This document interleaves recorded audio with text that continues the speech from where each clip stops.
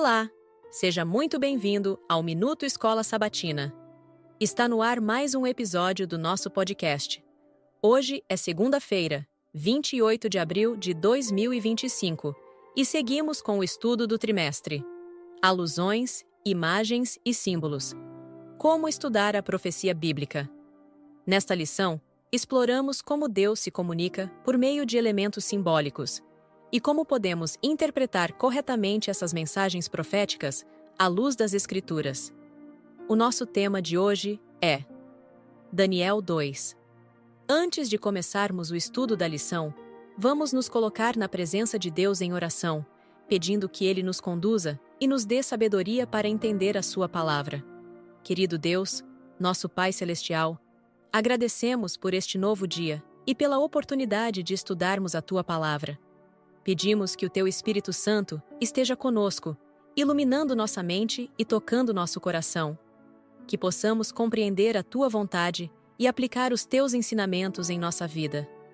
Fala conosco, Senhor, e fortalece a nossa fé. Em nome de Jesus, oramos. Amém. Hoje, eu quero te convidar a olhar comigo para um tempo de grandes lições para o povo de Deus. Um tempo de desafios, mas também de profundas revelações espirituais. Durante o período em que o povo de Israel estava no cativeiro babilônico, Deus, através do profeta Daniel, trouxe mensagens poderosas. Ali, em terra estrangeira, sem sua autonomia, sem seu próprio reino, eles experimentaram na pele as consequências de suas escolhas passadas. E é interessante notar, mesmo em meio ao sofrimento, Deus não os abandonou. Pelo contrário, Ele revelou, de maneira muito clara, como seria a relação entre seu povo e os grandes reinos do mundo. Eles estavam vivendo o resultado de sua própria história, mas também estavam sendo convidados a aprender com tudo aquilo. Em Daniel, vemos que Deus não apenas disciplina, mas também ensina, restaura e conduz seus filhos, mesmo em terras estranhas. Ouça Daniel, capítulo 2, versículos 31 a 35. Tu olhaste, ó rei, e diante de ti estava uma grande estátua, uma estátua enorme, impressionante, e sua aparência era terrível. A cabeça da estátua era feita de ouro puro, o peito e o braço eram de prata, o ventre e os quadris eram de bronze, as pernas eram de ferro, e os pés eram em parte de ferro e em parte de barro. Enquanto estavas observando, uma pedra soltou-se, sem auxílio de mãos, atingiu a estátua nos pés de ferro e de barro, e os esmigalhou. Então o ferro, o barro, o bronze, a prata e o ouro foram despedaçados, viraram pó, como o pó da debulha do trigo na eira durante o verão. O vento os levou sem deixar vestígio, mas a pedra que atingiu a estátua tornou-se uma montanha e encheu a terra toda. Em Daniel, capítulo 2, versículos 31 a 35, temos uma visão ampla da história mundial até o fim dos tempos. Quais lições e verdades podemos extrair dessa impressionante profecia? Lá para o final do século XIX. Um período de grandes expectativas, sonhos e muita confiança no futuro da humanidade. Naquela época, o clima no mundo era de entusiasmo. A tecnologia estava avançando a passos largos, e muita gente acreditava que os grandes problemas que afligiam a humanidade, como a pobreza, a doença, a ignorância, estavam prestes a desaparecer. Um dos símbolos desse otimismo foi a Exposição de Paris, no ano de 1900. Um evento grandioso, cheio de invenções, inovações e celebrações do que o ser humano já tinha conquistado até ali. Parecia que um novo tempo estava realmente começando. Com os olhos cheios de esperança, muitos pensadores da época apostavam que os ideais do iluminismo, como a fé na razão humana, no progresso contínuo e na capacidade de nos aperfeiçoarmos, abririam as portas para uma era de ouro.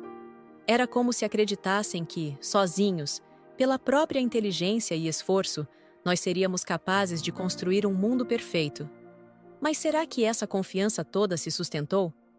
No início do século XX, havia tanta esperança, tantas expectativas de que a humanidade caminharia para dias de paz e progresso. Mas aí veio a Primeira Guerra Mundial, entre 1914 e 1918, e ela destruiu muitos desses sonhos. Infelizmente, o que se viu depois foi uma sequência ainda mais dolorosa. Quando o século XX terminou, mais de 200 milhões de vidas já haviam sido ceifadas em conflitos armados. A tecnologia avançou a passos largos, mas a nossa condição moral, essa ficou para trás. É forte pensar nisso, não é? Martin Luther King Jr., em sua sabedoria, disse algo que resume bem essa realidade. Ele afirmou, abre aspas, temos mísseis teleguiados, mas pessoas desnorteadas, fecha aspas.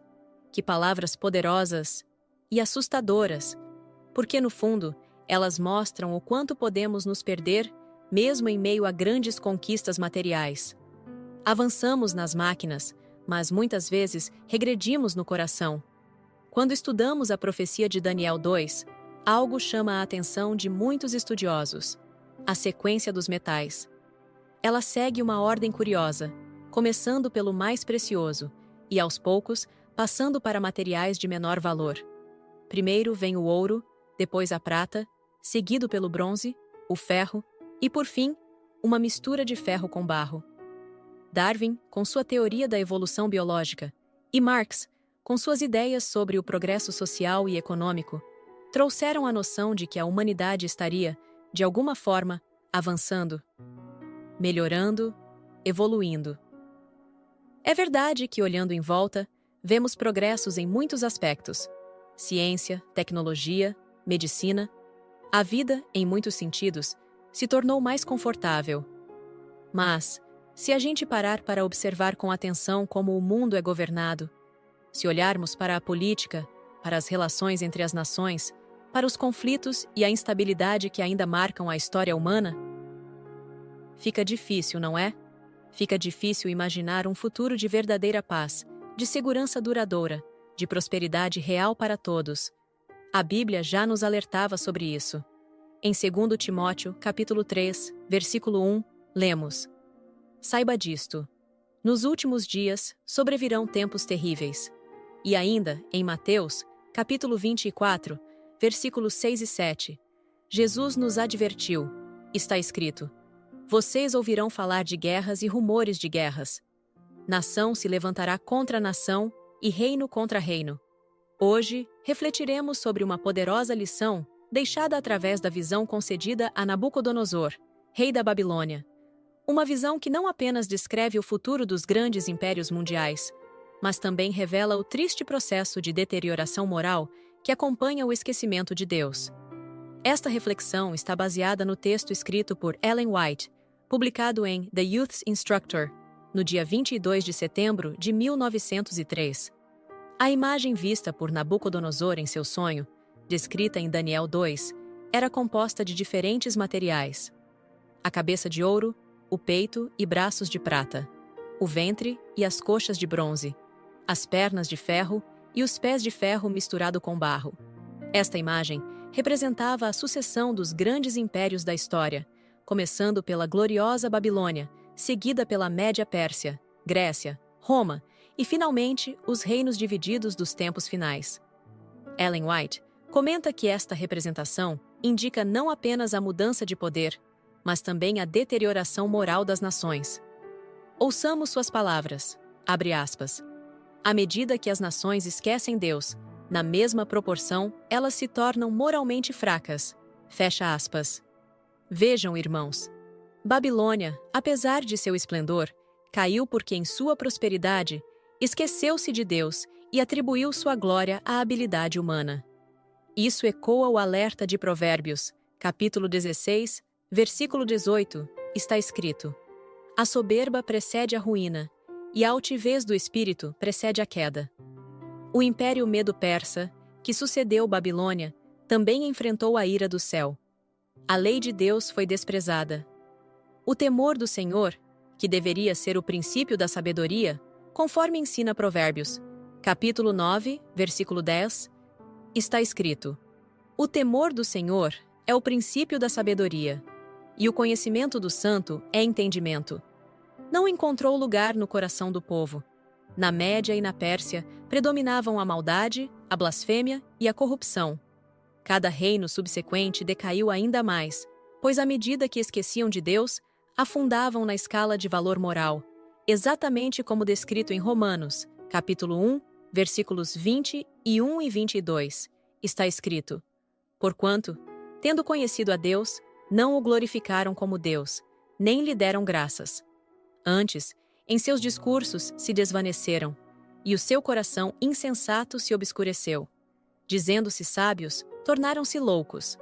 Queridos, esta progressiva decadência é um alerta para nós hoje. Não apenas para as nações, mas para cada coração que se distancia do Senhor. Amados irmãos e irmãs, a história dos grandes impérios do passado serve como espelho para o presente.